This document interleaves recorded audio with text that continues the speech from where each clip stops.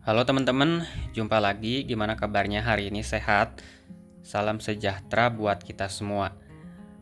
Jadi hari ini saya sedang berada di lahan tanaman cabai saya lagi nih teman-teman.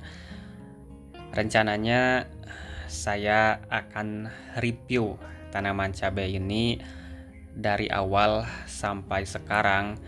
Tanaman cabai ini udah saya petik 6 kali ya, atau udah saya panen 6 kali.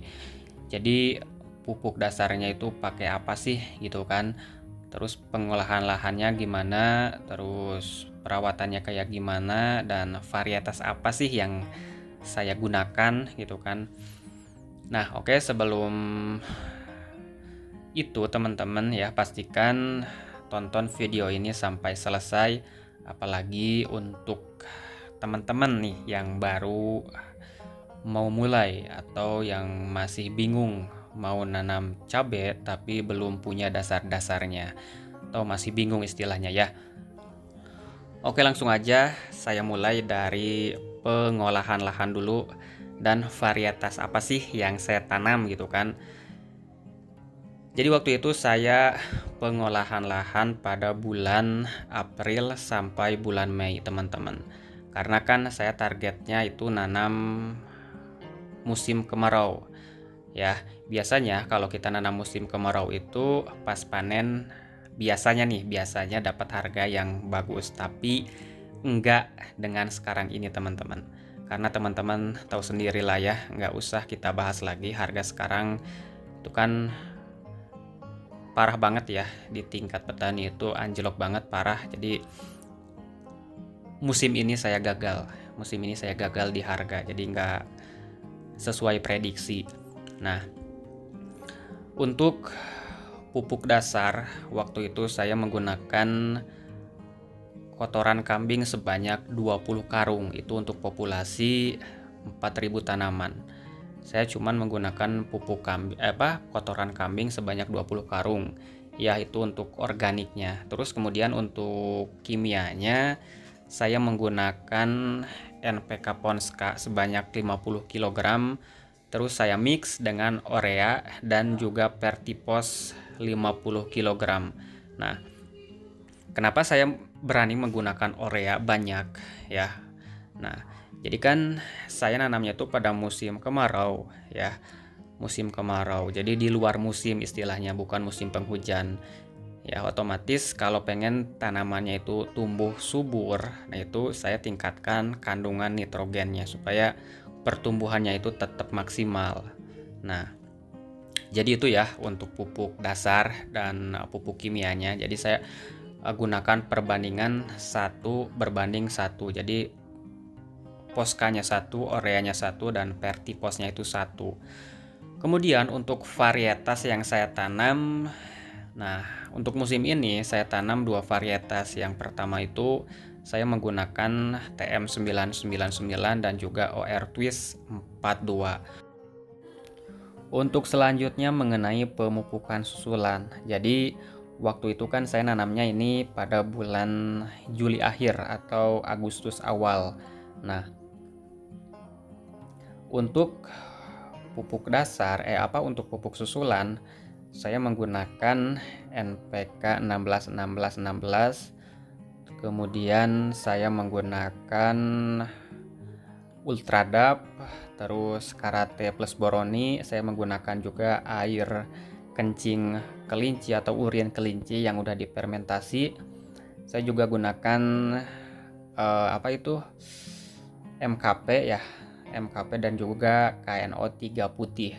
Nah, untuk pengocoran sendiri saya lakukan setiap 10 hari sekali, dan mulai start pengocoran itu pada usia 15 hari setelah tanam. Jadi teman-teman untuk dosisnya, kalau misalkan teman-teman mau melakukan pengocoran pertama itu nggak usah banyak-banyak ya. Ya sedikit aja untuk merangsang pertumbuhan akar.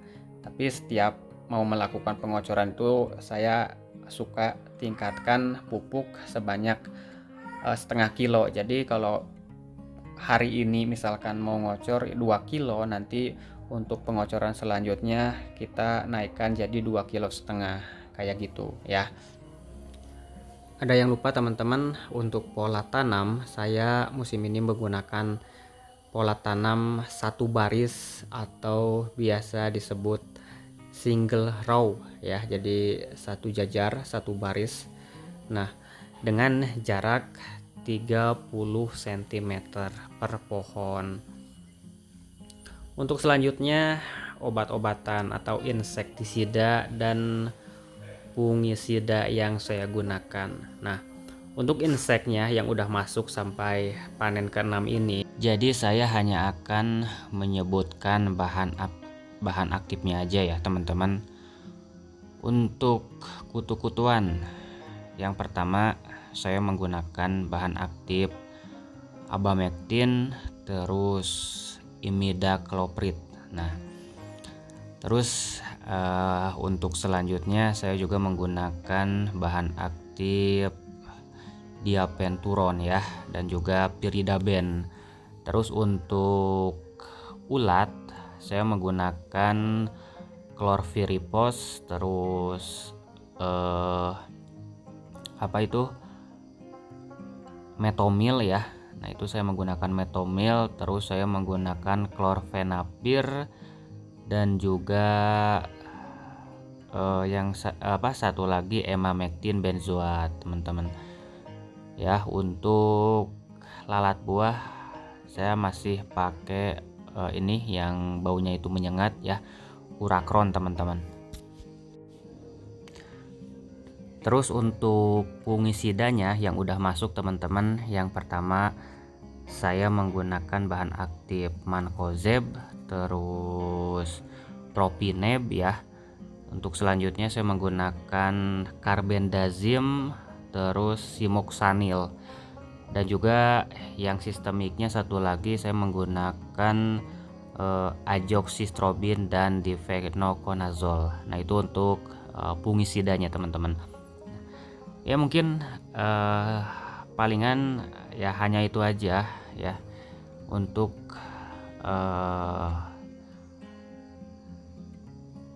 kiat-kiat budidaya tanaman cabai yang saya lakukan dari awal sampai sekarang. Ini udah petikan yang ke-6 teman-teman. Mungkin untuk video ini sampai di sini dulu aja. Mudah-mudahan teman-teman bisa mengerti dengan apa yang saya sampaikan, dan juga video ini mudah-mudahan bisa bermanfaat ya untuk teman-teman ya. Sampai ketemu di video selanjutnya. Terima kasih.